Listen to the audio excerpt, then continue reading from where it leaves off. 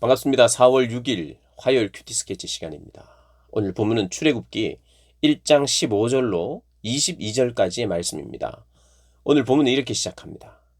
애굽 왕이 히브리 산파 시브라라 하는 사람과 부하라 하는 사람에게 말하여 이르되 너희는 히브리 여인을 위하여 해산을 도울 때에 그 자리를 살펴서 아들이거든 그를 죽이고 딸이거든 살려두라.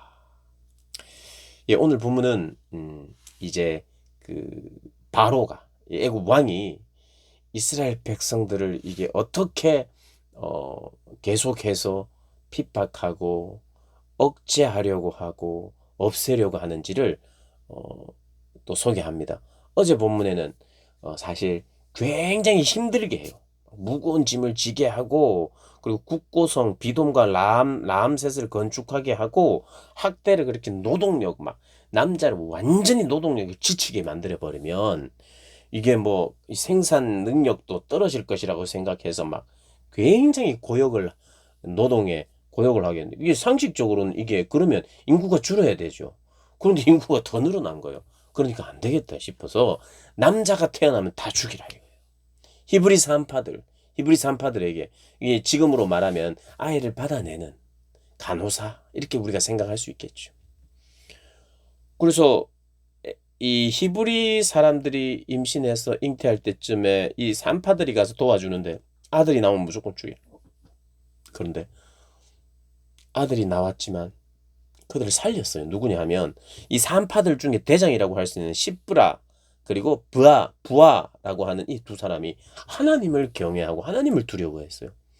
애굽 왕을 두려워하지 않고 애굽 왕도 물론 두려워했겠죠. 그러나 하나님을 더 두려워한 사람이에요.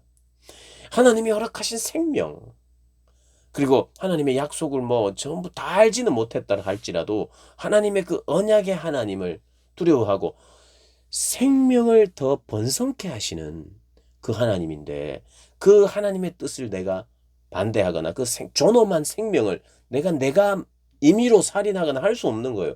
하나님을 두려워하는 거예요. 그래서 바로의 말을 듣지 않는 것입니다. 그래서 그들은 오히려 애굽 여인과 같지 아니하여 건장하여 산파가 그들에게 이르기 전에 이미 해산하였다. 그러니까 처음에는 이게 암암리에 죽이라 이런 오더가 들어간 거예요. 보자마자 아이가 거기서 이제 이렇게 아이를 받아내는 과정에서 남자가 확인되면 그런 과정에서 죽이라는 뜻이에요. 그런데 그게 그래도 아이들이 남자 출산이 막 계속되니까 이런 지혜를 그들이 쓰는 거죠. 이미 출산을 해버려서 우리가 손을 못 썼다 이렇게 하는 거예요. 그러니까 하나님을 경외함 때문에 이들이 그런 판단을 한 거예요. 여러분, 하나님을 경외하고 두려워하는 것이 가장 지혜로운 삶입니다. 우리가 가장 현명하게, 가장 지혜롭게 살 수 있을 때는요, 하나님의 사랑을 많이 느끼고 이럴 때도 물론 우리가 현명한 판단을 할 수 있어요. 그런데 하나님의 사랑을 많이 받아서 내가 현명하고 지혜로운 판단을 한다고 잘 말하지 않고 그게 틀렸다는 것은 아닌데 성경은 여호와를 경외하는 것이 지식의 근본이라 그랬어요. 우리가 정말 이 땅을 바르게 실수하지 않고 여러분 실수하지 않고 가장 올바른 선택을 할 수 있는 그래서 후회 없는 삶을 살기 위해서는 하나님을 두려워해야 돼요. 하나님을 두려워해야 돼요. 그걸 요즘 잊어버리는 시대가 되고 있어요. 하나님 왜 내가 두려움의 대상이냐? 아니요. 하나님은 정말 두려워해야만 신앙이 좋습니다. 하나님을 두려워하고 경외함으로 순종하는 것이 사랑이거든요. 사랑은 그냥 하나님과 우리 사이의 사랑이 낭만적 이런 게 아닙니다. 내가 이야기하는 것만 다 들어주고 내가 땡깡 부리면 그거 또 받아주고 이런 사랑으로 착각하시면 안 돼요. 그게 전혀 없다는 건 아니에요. 참 철 모르고 모르는 아이들에 대한 하나님의 그 넉넉하심도 분명히 있지만 우리가 그분은 경배의 대상이고 예배의 대상이고 내 생명과 같은 존재며 두렵고 떨리 그 어떠한 상황보다 어떠한 분보다 두려워해야 되는 분이에요. 그래야 신앙이 정상적으로 작동을 합니다. 하나님과의 관계가 정상적인 관계가 이게 흘러나가는 거예요. 하나님 두려워하십니까? 하나님의 한마디에 정말 두려워 떠느냐 이 말입니다. 그렇게 안 되면 우리는 사실 지혜로운 판단 못합니다. 현명한 판단 못해요.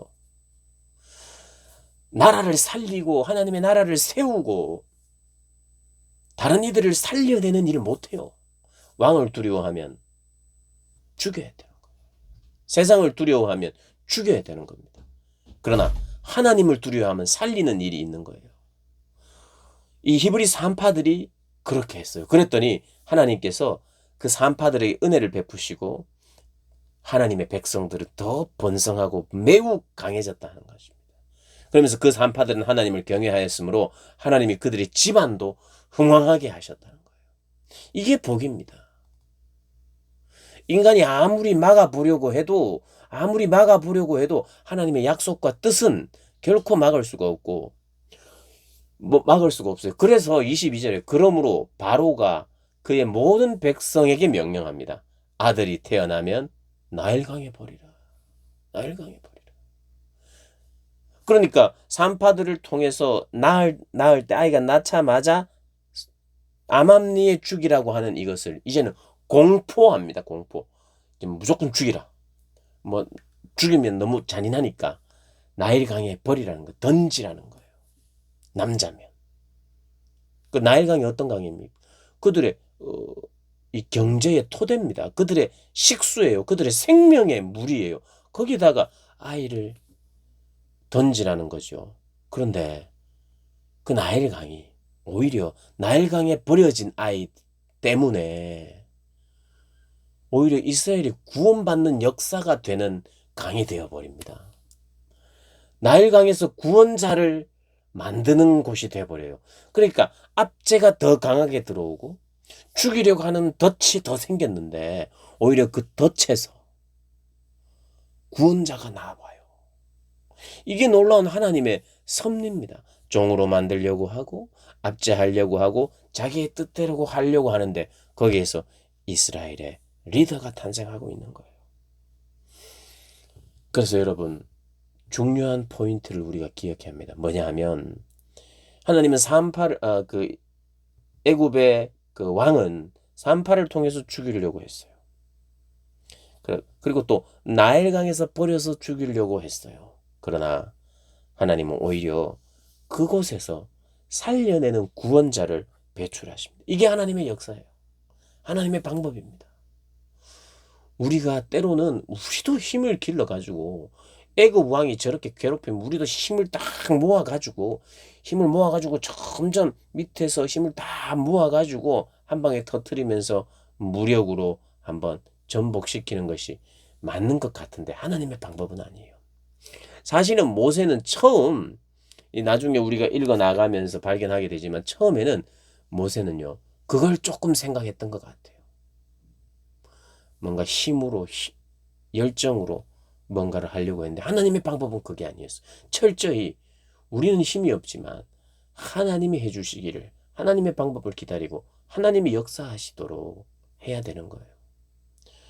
적어도 정말 압제하는 것 같고 핍박하는 것 같은 그들을 향한 믿는 자들의 하나님의 백성들의 방법은 달라야 합니다. 폭력을 향하여 폭력으로 이기는 것이 아니에요. 압제를 향하여 우리의 반격하는 압제로가 아니라 그곳에서도 하나님을 두려워함으로 하나님의 방법을 선택하니까 압제의 방법으로 나왔던 그것이 오히려 전화 위복이 되는, 그래서 거기에서 복 중에 복이 나오게 되는 그런 역사가 있다는 걸 우리가 기억하면서 우리의 삶의 상황을 그렇게 하나님을 인정하면서 하나님께 맡겨드리면서 믿음으로 승리하셔야 됩니다. 그런 믿음의 승리자가 되시기를 주님의 이름으로 축복합니다.